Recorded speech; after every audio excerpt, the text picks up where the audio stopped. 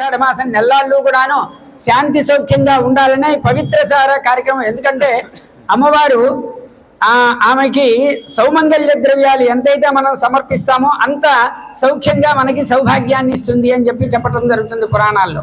అందువల్లే ఈ వారాహి నవరాత్రోత్సవ మాసమైనటువంటి ఆషాఢ మాసంలో మనం పవిత్రసార కార్యక్రమం అత్యంత వైభవ్యతంగా చేసుకోవడం జరుగుతున్నది.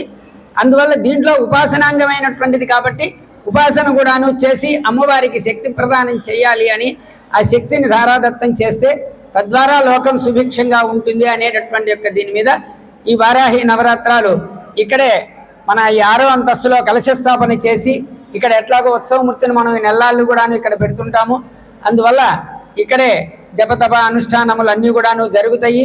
అలాగే మూల విరాట్ దగ్గర కూడాను సంబంధితమైనటువంటి పూర్ణ దీక్ష కలిగినటువంటి అర్చక స్వాముల చేత లోపల ఉపాసనా మంత్రాలు అవి కూడాను చేయడం జరుగుతుంది.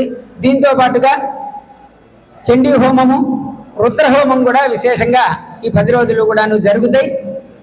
ఈ కార్యక్రమాలు అన్నీ కూడాను 50 మంది భక్తులు అందరూ కూడాను ఈ మాసంలో కనుక అమ్మవారిని దర్శనం చేసుకుంటే ఆయురారోగ్య ఐశ్వర్యాలతో పాటు సకల సౌభాగ్యాలు సిద్ధిస్తాయి. అందున శాకంభరి ఉత్సవాలు కూడాను ఇందాకన మన కార్యనిర్వహణాధికారి వారు మీ అందరికీ కూడాను తెలియజేశారు.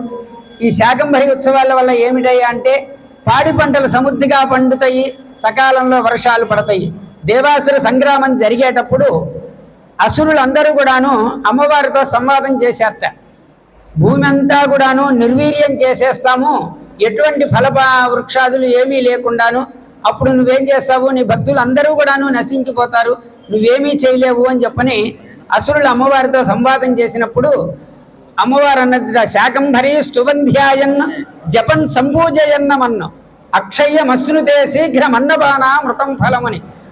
అప్పుడు నన్ను శాకంభరిగా శతాక్షిగా నన్ను ఆరాధిస్తారా నాయన, అప్పుడు నేను నా దేహాన్నించే శాకములన్నీ కూడా నువ్వు పుట్టించి వారికి ప్రాణదానం చేస్తాను, అమృతమైనటువంటి యొక్క పదార్థాలని నేను వారికి అందేలాగా చేస్తాను, అప్పుడు వాళ్ళందరూ కూడాను మహా యొక్క శక్తులై మిమ్మల్ని సంహరిస్తారు అని చెప్పని అమ్మవారి యొక్క దేవి భాగవతంలో చెప్పడం జరుగుతున్నది.